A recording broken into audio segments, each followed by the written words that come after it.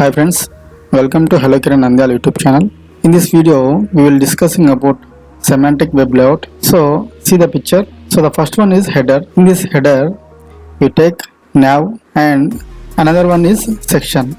In this section, we take two articles and bottom is footer. So let's make this semantic web layout.